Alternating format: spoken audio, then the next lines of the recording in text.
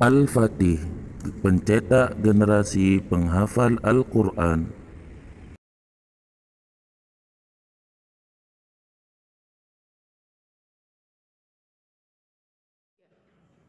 Bismillah, Assalamualaikum warahmatullahi wabarakatuh.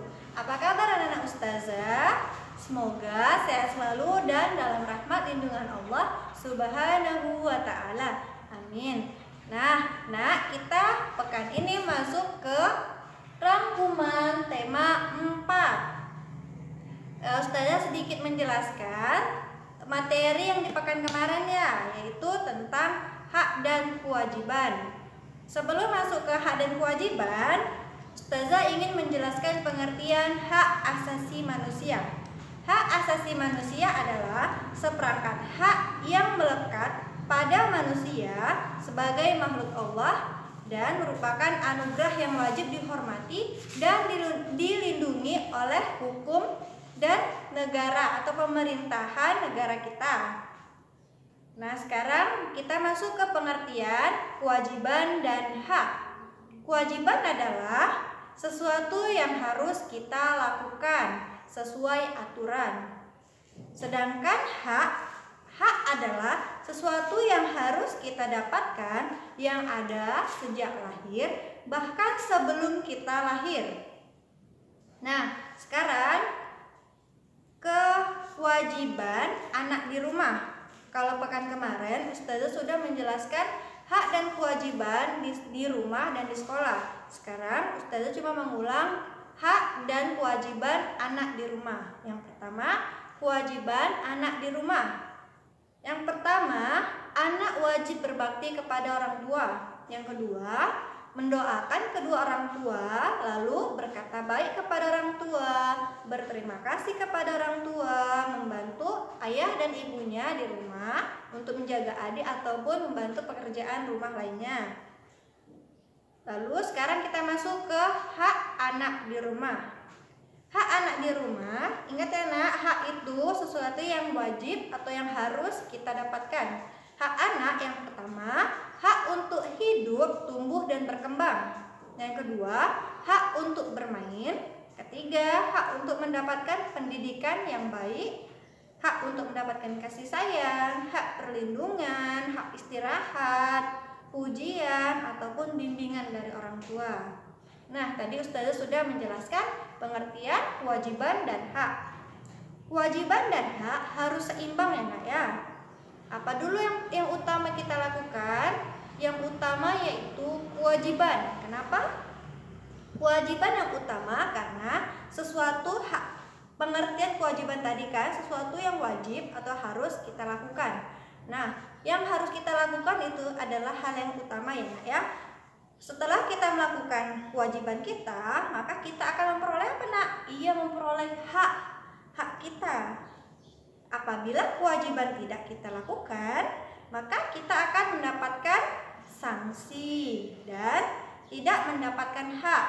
Contohnya ya, misalnya kalau pandemi sudah berakhir, kan peraturan di sekolah itu datang tepat waktu. Nah, Ananda salah satunya ada yang datang terlambat. Karena datang terlambat, maka ya Ananda tadi mendapat sanksi atau hukuman. Misalnya mengutip sampah. Itu sanksinya ya nak. Dan haknya yang tidak diperoleh apa? Iya, gara-gara datangnya terlambat, mendapatkan sanksi memungut sampah, haknya tidak dapat, yaitu apa? Ya, tidak ikut dalam pelajaran yang pertama atau tidak ikut masuk ke materi yang pertama. Nah, sekarang nak, kita masuk ke pengertian dongeng. Pekan kemarin Ustazah sudah menjelaskan tentang ini ya nak ya. Ustazah cuma mengulang karena pekan ini kita materinya rangkuman tema 4. Dongeng adalah kisah atau cerita. Dalam dongeng berisi tokoh, penokohan dan pesan. Ya, benar. Yang pertama, tokoh. Apa arti tokoh kemarin? Ada yang masih ustazah. Tokoh adalah orang yang ada di dalam cerita. Ingat ya, orang yang ada di dalam cerita. Contohnya, yang tugas pekan kemarin ustazah ada masukkan cerita tentang Karena Kesombongan judulnya kan. Di situ tokohnya siapa aja nak? Iya, di situ ada Rasulullah dan seseorang yang berada di sebelahnya, orang yang sombong ya nak ya. Nah, yang kedua, pengertian penokohan. Penokohan adalah sikap dan atau sifat tokoh. Misalnya, sifat atau penokohannya baik, jahat, ramah, atau sombong. Nah, kalau dalam cerita Karena Kesombongan kemarin, apa nak itunya penokohannya atau sifat dan sikapnya? Ya, Rasulullah sifatnya baik, lembut ya kan. Nah, orang yang sebelah Rasulullah gimana sifatnya nak? Iya, orang yang sebelah Rasulullah yang ditegurnya bersifat sombong. Benar. Yang terakhir, pengertian pesan. Pesan adalah sesuatu atau pesan yang ingin disampaikan oleh penulis. Nah, kalau dalam cerita yang kemarin sudah ustazah berikan dalam tugas, apa nak pesannya nak? Iya, pesan yang pertama, 1, tidak boleh menolak sunnah atau harus menerima nasihat dari orang lain. Yang kedua, tidak boleh sombong. Oke. Sekarang kita masuk ke pecahan. Kemarin ustazah sudah memberikan materi tentang pecahan ya nak ya. Apa itu pecahannya? Lingkaran. Kemarin ustazah ada memberikan lingkaran. Yang salah satunya diarsir. Berapa nak nilai pecahannya? Iya, 1/4. Jika kita ubah ke dalam garis bilangan, kita mulai dari 0 ya. Lalu 1/4, 2/4, 3/4, dan 4/4. Jumlah 4/4 ini sama dengan 1 ya nak. Nah, 1, 2, 3, 4. Ini kalau diubah dalam bentuk garis bilangan. Selanjutnya,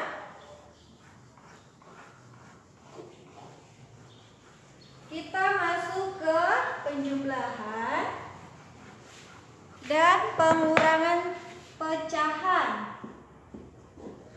Penjumlahan dan pengurangan pecahan. Oke. Contohnya, ini pecahannya, penyebutnya sama ya nak. 2/3 ditambah 1/3. Yang mana penyebutnya sama? Ya, ini penyebutnya sama dengan ini. Gimana kita jumlahkannya? Yang pertama kita jumlahkan dulu yang atasnya. 2 tambah 1/3 ya nak, karena penyebutnya sama kita buatkan 1 aja. 2 tambah 1, iya 3/3, benar. Ini yang penjumlahan. Sekarang contoh yang pengurangan. Misalnya ustazah ada 10/12 dikurang